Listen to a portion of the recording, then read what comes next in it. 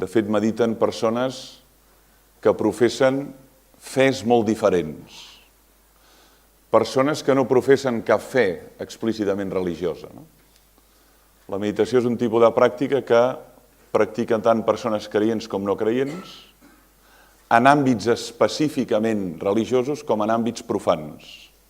La ciutat, el bosc, el camp, la platja. Diguem-ne que el propi de la meditació seria un treball d'interiorització cap a dintre on no necessàriament s'expressa un tu, es profereix un tu, que en canvi seria l'específic de la pregària. I entre les dues apareix una tercera que és contemplació.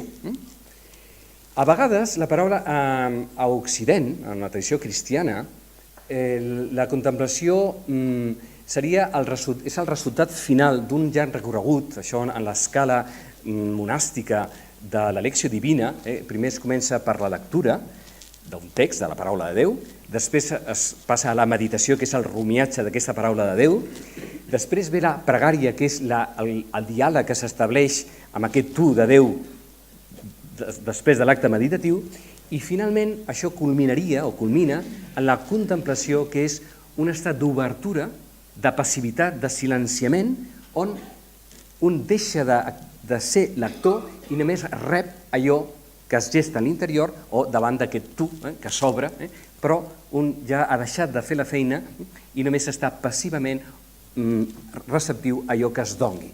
En el cristianisme hi ha tu perquè també hi ha un jo que implora aquest tu, o hi ha el tu, el jo de Déu, que ens diu a nosaltres tu, i tota la importància de la vocació, de la crida, dels ser anomenats pel nostre nom. Això és tota una estructura religiosa profunda que està radicalment marcada per la relacionalitat i, per tant, per la pregària.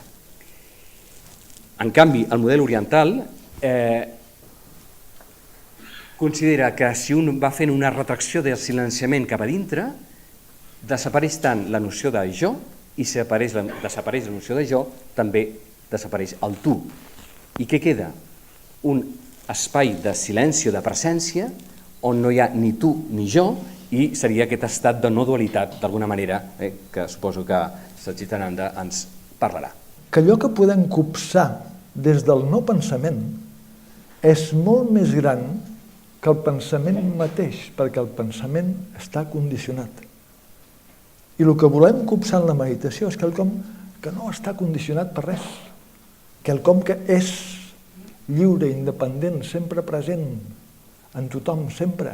Una ment aquietada per copsar allò que és anterior al pensament, per copsar allò que és la meva pròpia existència, la meva pròpia essència, que no és només el pensament. El pensament és una manifestació meva. Des que ens llevem fins que dormim hi ha un gir, que és el gir de la Terra sobre si mateixa, naixem a l'endemà, morim al vespre. En aquest gir de 24 hores dormim, mengem i practiquem la higiene, i les tres coses són fonamentals per la vida corporal.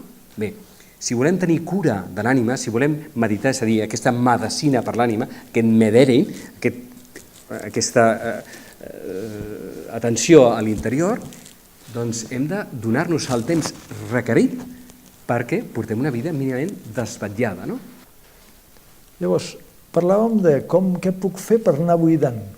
Primer haig de deixar de viure en aquesta part tan externa de la ment, començar a viure en presència. Quan camino, deixa'm caminar.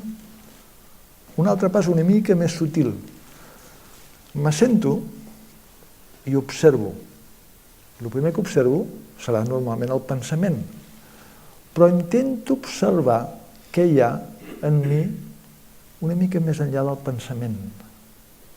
Els pensaments són com onades, surten i desapareixen, però hi ha quelcom que és constant. I només el fet d'observar ja comença un procés de buidar, perquè em aniré donant compte que una cosa és el pensament i una altra cosa sóc jo.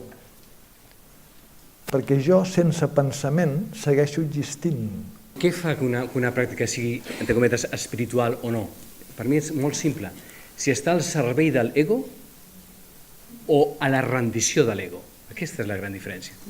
Si està al servei de l'ego, qualsevol pràctica que fem, per molt sagrada o religiosa o espiritual que sigui, és tòxica, absolutament tòxica, no fa més que no sortir de nosaltres mateixos.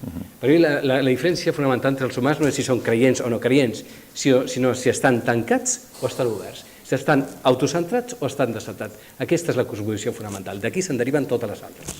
La cosmovisió, a mesura que tu vas transformant-te internament, el món cada vegada esdevé més sagrat. Quelcom que semblava una matèria i una evolució només d'uns elements, comences a veure el ball de la divinitat en tot. Aquesta és l'única cosmovisió. I aquesta va creixent. A un serà en formes potser més hindús, en l'altre en formes més cristianes. Això tampoc ho triem.